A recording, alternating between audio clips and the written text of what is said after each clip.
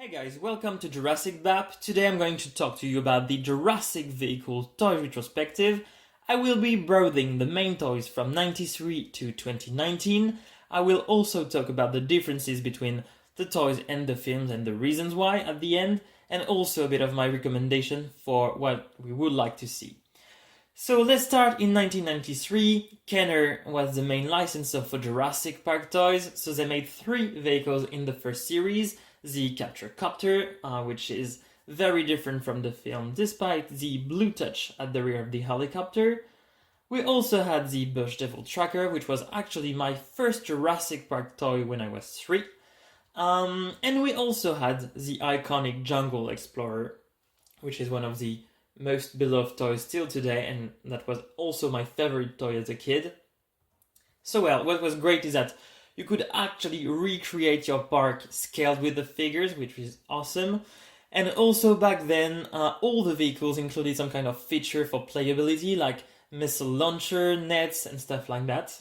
But what people don't know is that there were other vehicles from Jurassic Park back in 1993. So here you have the Biggie's main set. So this was like a competitor of Lego, and the concept was to combine bricks with cardboard pieces, and there were 3 vehicles, so the engine helicopter, the Jeep, and the Ford Explorer, which is really cool if you want my opinion. Milton Bradley also made some 3D pulls, so you had the Jeep, as you can see here, and also the T-Rex with the Ford Explorer. So these are my scans, and most of the pictures here are mine. However, all the scans are not online because I don't want to have any legal issue with anything, but well, here you can at least see it. And a very rare item is the Suzetta cutout. So this is like a park that you can make in cardboard. So you had all the buildings and everything. It's mostly in Spain, of course, and very rare. So here you can see the helicopter, the Jeep, even a boat, and the Ford Explorer. And in terms of kits, Lindbergh made a model kit of the Jurassic Park Explorer in a scale which is not used at all today. It's the 1/20 scale. This kit was very inaccurate, not the right roof, only 2 doors. However, it had the right bull bars and stuff like that, so very useful when you're trying to make a bigger model with it. And I'm a bit going further in time, but let's just note that in 2013 Burger King released a Jeep 12 that was actually a very decent toy back then. Anyways, let's go back now to 1997, Jurassic Park The Lost World. Kenner was still the main licensor for the toys, and they made many vehicles. Once again, I will mostly be talking about Series 1, so you had the Ground Tracker, which is the Mercedes that Eddie drives. Really cool vehicle. And also, of course, the iconic Mobile Command Center, the trailer playset, which is just one of the most beloved vehicles in all the franchise. So a really cool toy with electronics and sounds. Here you can see them, it's really massive. Let's just talk about a bit the InGen Jeep as well. And I don't own it, but there were also the Humvee by InGen, which was really cool. This, of course, is the main line, but we had also other scales. So we had micro playset. This one is super rare. I don't own it, so this is not my picture. But this was like the main trailer with the InGen Jeep, so beautiful. The 3D puzzle also existed with the RV. And in terms of diecast and model kits, we had some kind of new, really cool stuff. The first one was Bush.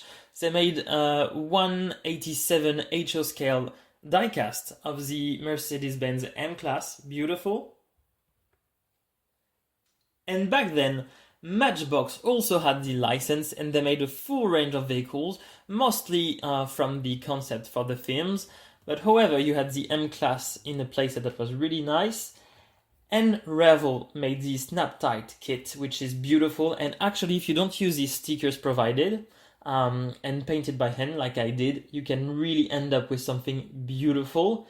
They also made the Humvee Snagger, so it's not my picture, but I really have to do this one at some point. And the 2 last items, so you have the remote control AAV or M-Class if you prefer from Toy Biz. This one is beautiful, and if you remove the ugly sticker from the hood, it's just perfect. And the last one was the MV Hunter vehicle by Johnny Lightning, a beautiful, accurate replica. So you can already see that from 93 to 1997, there's an evolution in terms of renders for the vehicles. Then we waited years and years, and Jurassic Park 3 came in the theaters. Hasbro had the main license for it now on the toys. We had this vehicle, the all-terrain Dino Trapper, that wasn't in the film. However, we had a few toys that were actually from the film, but not from Hasbro. Burger King made a series of toys that you could combine to recreate Isla Sorna, in which you had the plane and the boat. Lego also made an awesome set with the Spinosaurus Attack Studio. It was like the plane that you could just transform into the boat, so really nice and quite accurate, which is a cool detail. And then for years, nothing. I talked a bit about the Burger King Jeep for the 3D re-release of the movie. However, we had nothing for years. And then Jurassic World came out, and Hasbro was still the main toy manufacturer for the film. We have this helicopter. It looks a bit like the InGen version that we see in Jurassic World. However, we have the wrong logos, we have a missile launcher, we have ugly screw holes. Anyways, it was like the finest of Hasbro, if you want my opinion. Anyways, they also gave us the gyrosphere with Indominus. And this gyro was actually in a few sets, as you can see, with some kind of disc launcher. The feature of breaking it was cool, but except that the rest was really crappy. They gave us another version with the Lockdown playset, which was just a plastic ball with a cardboard insert, so you can really see how lame it was. We also had a submarine. Once again, not in a film, not accurate, not good looking. Well, just go on with that. And in 2016, they gave us Owen's bike. And actually, too bad it's not Owen's bike. It's just a recycled item from an Indiana Jones line from Hasbro. So well, many disappointment. In France, we have a tradition with something called galette. It's some kind of cake in which you have a porcelain figurine hidden. And in this line, we had a Jeep, an unlimited version, which is not in Jurassic World, but branded Jurassic World. We had Monopoly with some tokens, so the Jurassic World helicopter, and a Jeep. So the Jeep is like always recycled for every Jurassic movie, of course, because the first movie featured the Jeep that was really iconic. However, since 1997, it's Mercedes-Benz the main licensor, so I guess at some point they should try to give us something else than the Jeep, even if I understand the appeal of the vehicle, which is cool. We also had for Jurassic World Matchbox coming back. Unfortunately, they had the license, I think, too late, so they couldn't develop movie vehicles. Hopefully, in the second wave of single diecast, we had the research unit and also the mobile veterinary unit that were not in the film but very close in terms of designs. So they also gave 5 packs, 2 packs, 5 packs with planes. Anyways, and honestly, who played the card of vehicles well? It was Jada Toys, so they had the license for the vehicles. They gave us a Jeep Wrangler diecast. It was not fully accurate, but it was already better than everything we had since 1993. They gave us the Mercedes-Benz G-Class, and it was first released with a few inaccuracies. And Jada listened to consumers and actually modified it, so now we had the good logos on the doors, even if a bit misplaced. We had the rear lights that were accurate, but also some silver color on the rear tire, which is very accurate. By the way, if you want to just collect all the variants, including packaging variants, here you go. They gave us also in the same scale the rescue truck, which is not in the film. Larger size, we had the Mercedes-Benz G63 AMG. So the logos on the doors are really reminiscent of the Comic-Con stickers they placed on the vehicle, but it's not accurate and there's no bull bar. Anyways, they also gave us some radio control vehicle, a fully inaccurate Jeep Wrangler, too bad, and the G63 that was quite cool but still inaccurate with the logos. Lego also was playing the game of Jurassic World, so we had the Masrani helicopter, that was quite cool. You had this set that was released a bit after the others, featuring an ATV.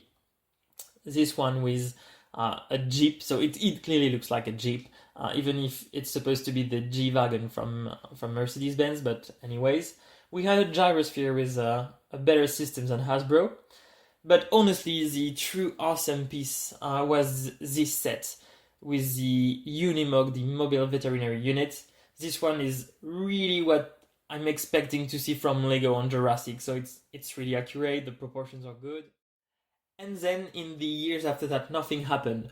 We had in 2016 a Jeep diecast by Greenlight, scaled 1/64, that was really accurate. You just had to add the logos yourself, so you can find mines on my Flickr.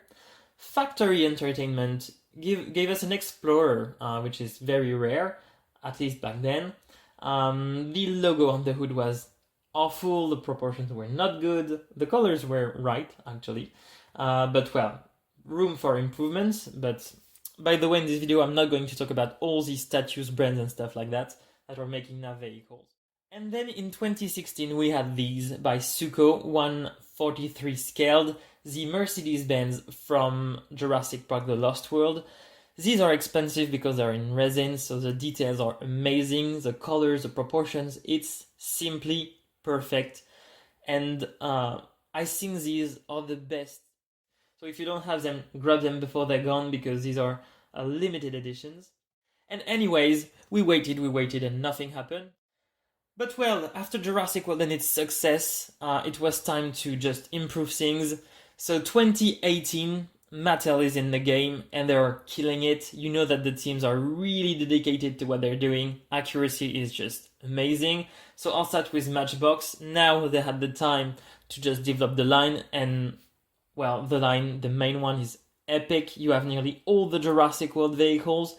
You have the rusty Jurassic Park ones, you have some of Fallen Kingdom, and only a few are not in the film. So this line was really epic, even the logos, amazing. So you had the single diecast. By the way, you can reach Europe and try to collect the variants of the rear packaging, as you can see. There's also a variant in the 5-pack. They made a series of vehicles called Battle Damage, and among them, one is really cool, is the Kawasaki Teryx, because it's actually the destroyed vehicle in front of the visitor center in Jurassic World. They made also a line called Legacy Collection, which is about the first movies, Jurassic Park 1, 2, and 3. So you have single diecast, 5-packs. And what's really great is that Mattel with Matchbox also gave us in the Skybusters the accurate helicopter of Jurassic World. In terms of diecast, they also gave us the most amazing item ever, the Jeep Wrangler 1/18 scaled, the rusty version, and actually, I mean, if you add the antennas, this is just perfect. The proportions, the colors, the tires, it's epic, it's a must-have, and today it's worth a lot. So I really hope Mattel at some point will just keep this line going and just distribute it everywhere, because there are people willing to get these. Other diecast that they gave was the Transporters with a dinosaur and a truck. But the line was, not that really cool because not really in the film. There were also monster trucks, so these are of course not accurate at all because it's not the purpose of these toys. Just I wish the G-Wagon had at least the right logo on the door. Anyways, now we're switching to Mattel main line actually of vehicles, and here we have some heavy stuff. First thing is the Jeep Wrangler with the working winch in the Legacy Collection. So, okay, the rear tire is missing, but honestly, all the rest is just epic if you compare this to the Kenner version. They also released the rusty version from Jurassic World with a net launcher, so once again, adding an extra feature for more playability. Then we had the Destructors helicopter, which is supposed to be a Masrani helicopter, and it's actually very cool. It's not fully accurate, but it will do the job. Way better than Hasbro. And the gyrosphere. So we had this first version that was very accurate in terms of proportions. A better system when it rolls. We had the radio controlled version that was working just like in the film. It's really an incredible toy. If you never had one in your hands, I suggest you to get one because when you see that thing working, it's epic. They gave us the Textron Tiger, radio control. Unfortunately, the color and the logos were wrong, so I fixed the color on mine, and it's a beautiful sculpt. They gave us Owen's motorcycle, once again not accurate, but at least developed for Jurassic World by Mattel, contrary to Hasbro Indiana Jones version. And then they gave us Jurassic World Fallen Kingdom vehicle. So we had the Blast vehicle, which is supposed to be a Cayman BAE vehicle. They gave us the Deep Dive submarine, which is accurate, and the Off-Road Rescue Rig, which is supposed to be the Oshkosh truck. So not fully accurate, but the lights and sounds are really amazing on this one. Mattel wasn't the only player in 2018 on the vehicles. We had Funko Pops releasing the Jeep with Heli Sattler. It was really cool. We had Takara Tomy releasing the Jurassic World Tour vehicle, as they call it, but it's of course the Jurassic Park Explorer. They also made a version of the Explorer, which is in Universal Studios Japan, but I'm not talking about it because it's really inaccurate. And in 2019, we had a special edition of Matchbox on Jeep featuring the Jeep 10 without mud on it. We also had a cool submarine with a Mosasaurus. The Jeep Wrangler for Hot Wheels ID. So many people are like, it's not like in the film. Yeah, because Matchbox is doing that. Hot Wheels ID is just a specific concept in which the vehicles all look like that with the metal, which is very visible and so on. So it really respects the codes of Hot Wheels ID, but it's a very, very cool item. And now I'm going to talk about the reasons why we had toys differing from the films. The first reason to explain the differences between the toys and the movie vehicles is the time needed to make a toy. It takes time to the manufacturers to develop them, so most of the time, if the assets for the films are not final, they will work with the concept art. Here I have the John Bell helicopter for the first Jurassic Park, and if you check the stripes, and now check the biggest toys, you can see they are the same. As for these made by John Bell, if you check the roof of the Explorer with the camera, you can see that camera on the final toy by Kenner. It was the same for the Lost World. If you take a look at this InGen Jeep concept and now the toy, you can see it's very similar. And if you take a look at the first concept for the RV and now check the toy, you can see similarities as well. For Jurassic World, it was the same. Here you have Dean Sheriff concept with the helicopter. Check the logo. Now we have the Monopoly token, it's the same. Still Dean Sheriff. Here you see the G-Wagon at the back has silver rims. And if you check the first packaging released by Jada Toys, you can see that the G-Wagon has the silver rims as well. And it was, of course, the same for the latest movie. This is Arno Valette concept for the Cayman truck. Now check Mattel, it's very similar. So this is the first reason, actually. It's like you have companies working from the concepts to just be able to release the toys in time for the film. So this is the first reason. And the second one is that to make a toy, you have many people involved. You will have Universal, for example, you will have Mattel, you will have Mercedes-Benz, and not all the automakers, for example, want to give their rights. Universal probably don't want everything released as well. So if you check like from 1997 to now, Mercedes-Benz has always been taking great care to watch that all the items released with a logo on it was very accurate. So these are really the two main reasons. It's the people involved in the process and the time needed to make a toy. Anyways, now I want to switch to two things that are really, really important to say. So I really hope some people working on the toys from Mattel, Universal, Mercedes-Benz and everything will hear me out. The first thing is about the logo on the doors. We always see the Jurassic Park and Jurassic World logo with the text. On every vehicle, this has to stop. Honestly, despite the Explorer hood logo and the Jeep doors, none of the other vehicles have this logo on it. So please keep that logo for the box and just please take care to put the right logo on the vehicles.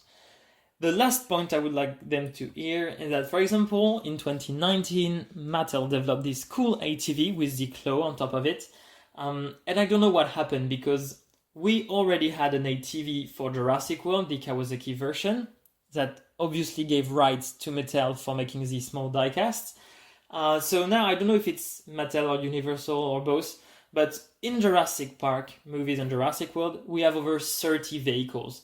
We have motorcycle, ATVs, UTVs, we have off-roaders, we have 6x6, RVs, trucks, helicopters, planes, boats. I mean, the full range is there.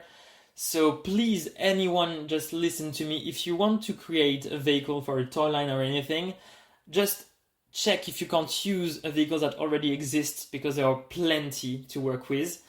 And I'll finish on that. This is the full Matchbox range so far. You can see that it's perfect. We had so many amazing things. Nearly all the movie vehicles, but also stuff like the crashed Explorer, which is just amazing. I mean, Mattel released a broken vehicle. This is just awesome.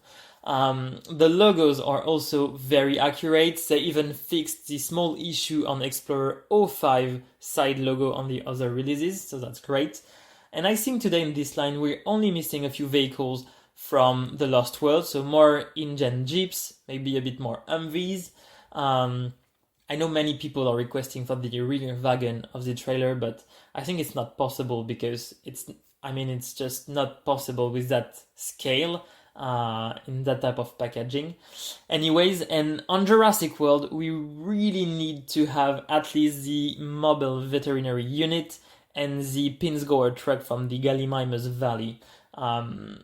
But clearly this line is just epic, and I mean, I really hope they will re-release some of them because we just can't collect enough of these, even if we already have them. In terms of bigger size, we are all waiting for Explorer in figure sized, or at least 1/18 diecast.